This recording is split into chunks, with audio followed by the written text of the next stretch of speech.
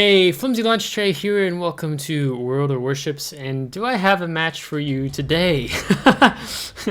I have been playing this game for too long. So, what do I have on the menu for you today on this Monday? Well, I have a ranked battle for you, domination mode here on Tears of the Desert. Also, if you're newer to World of Warships, this map is also known as Tears of the Cruisers, particularly because of some good crossfire opportunities, and cruisers can have a difficult time taking cover and seeking refuge on this map. And the star of today's show is the Massachusetts, Tier 8 Premium American Battleship. It should become available to purchase again, Massachusetts B though, the Massachusetts Black. During the Black Friday sale we'll have in November, so I guess it will be during part of the next update. So if you never got a chance to pick up Massachusetts, this would be the time I would say. I would recommend it. It's my most played randoms battleship, probably also my most ranked played battleship, and that is just because of many reasons. So let's get into that as we get set up, and then I'm just going to talk about why I've played WoWs too long with how this battle goes. So what makes Massachusetts so strong? Well, she's a South Dakota class battleship. She still exists today at, what is the name? It's in Fall Rivers, Massachusetts, Battleship Cove. So you can actually go still see this ship today. She has 9 406mm guns that are quote-unquote wildly inaccurate at range. You're much better in getting, I would say, 12 kilometers and under for these guns to actually feel more reliable. She's a secondary battleship, on top of having these really nice 406mm guns. You can get your max secondaries out to 11.3 kilometers. This is a battleship that is meant to brawl, and she is one of the first actual ships I paid for in the game. It helped me earn a lot more credits. She has very good armor scheme, very difficult to actually citadel. It is possible to get citadel in the ship, but it's very difficult. She has, when built, 5 repair parties, 4, but these are not your normal repair parties. With November Foxtrot, you can go from a 40-second cooldown time on these repair parties to 38. And access to either spotter plane or fighter plane, and I take fighter plane in ranked. Granted, one of the weaknesses is in World of Warships in 2023 is at her depth charge airstrike is only 6 kilometers long, if I remember correctly. We can double check that. So let's talk about why have I played this game too long. Well, it's going to be because of predicting a lot of things that occur in this battle. So our team has done an even split. We've had our destroyer go to the north. Our submarine, as you've noticed I said in comment, is playing a nice kiting game. He was actually kiting away. He's not even scouting for us. Yeah, poorly played there. But all 3 enemy battleships and the destroyer are up by alpha. So that means we need to push. So I'm trying to get the Zeiton to push with me. We need to take the shortest route possible.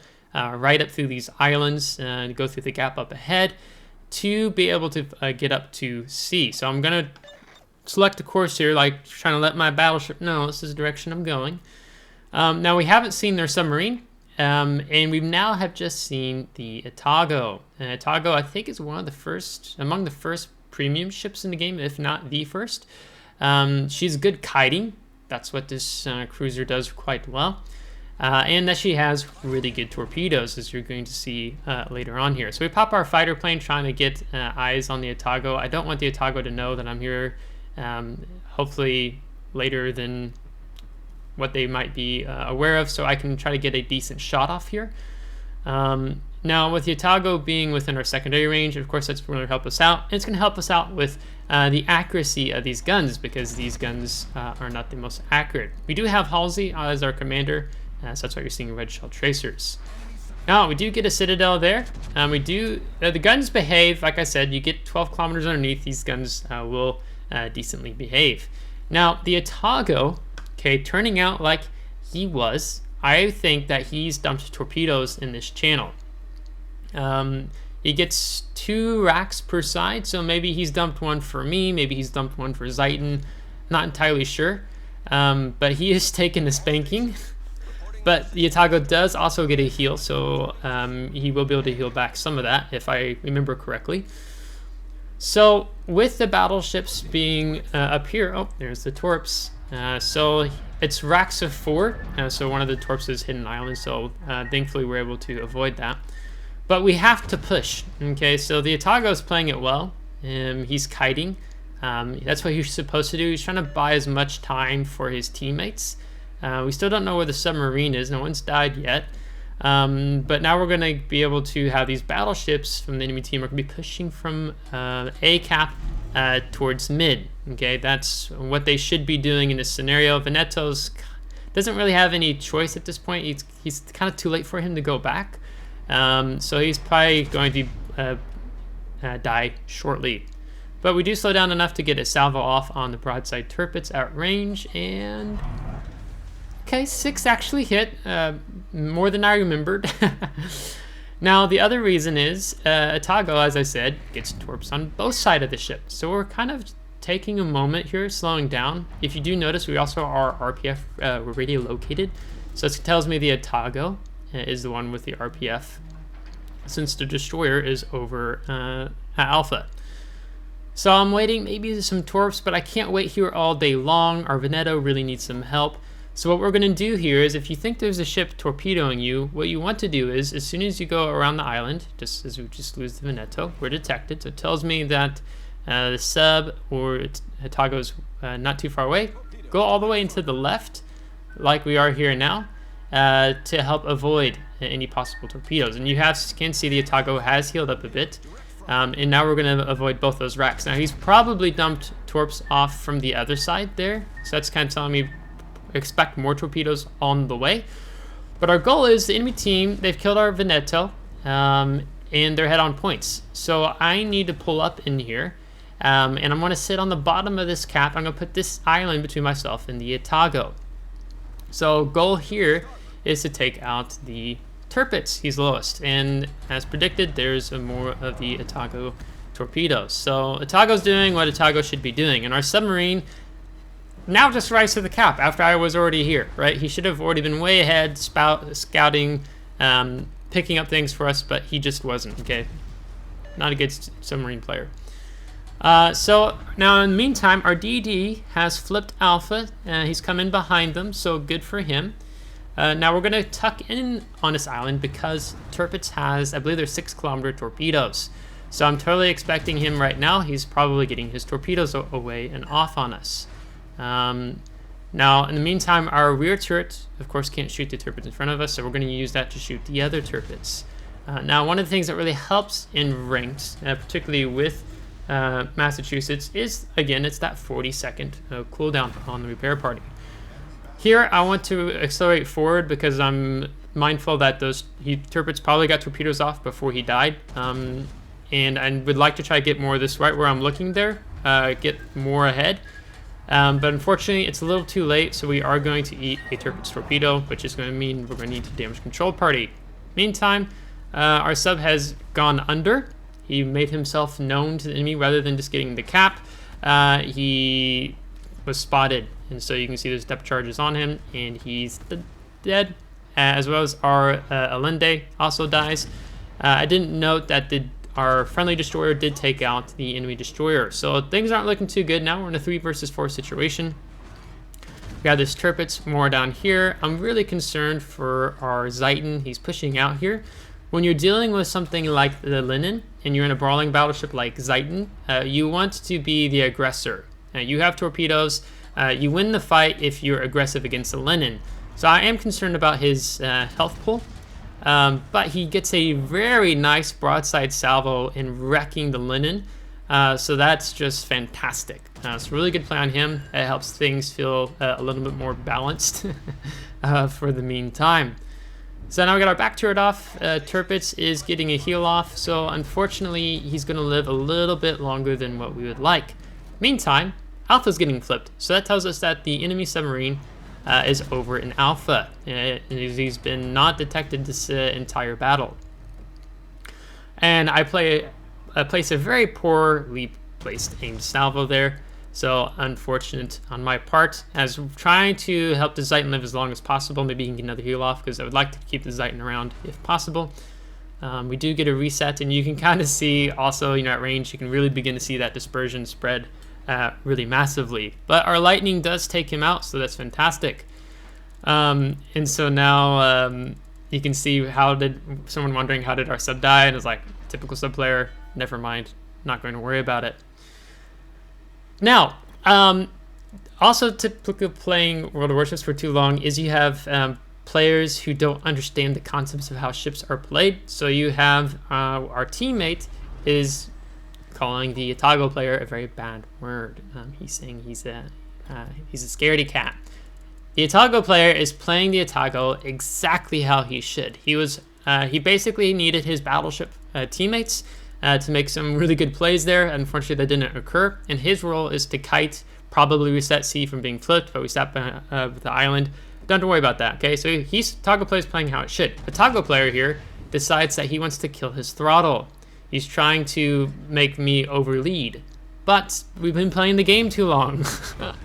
And I am aware of sniffing such things. Now, second thing here. I should stay bow in. Atago was getting torpedoes off. But this thought goes through my brain, but I am impatient. And I decide to just go ahead and turn broadside. And Atago torpedoes, if they hit you, hurt. Okay, so we messed up here. Now, even though we take these torpedo damage, 2 torps, we're not really going to be able to heal anything back. But we have enough health to spare that we're okay. Okay, but that was really poorly played on us. And then in chat, teammate asked, where is the sub? And to which I'm about to respond, he's probably getting ready to shotgun one of us. As a typical sub player would. Yes, so here you can see it in chat. About to shotgun one of us, X face. Okay, but I forgot the D. Probably. And there he is. We called it, right? Typical World of Warships playing experience. Okay, now you see, I would like to dump some depth charges beyond the side, beyond the island, but we can't. We don't have enough range. Okay, that's one of the way they quote unquote nerfed these American brawling battleships, is that they give them really crappy range on their depth charge airstrike. Fun and engaging gameplay. I mean, you called it. Yeah. Now he's making some jokes of seeing a whale shark now, okay? So if I'm the submarine player, I'm going to loop around this island, and I'm going to shotgun me next. So we go ahead and decide, let's just place some depth charges there on the edge of that island. Let's see what happens.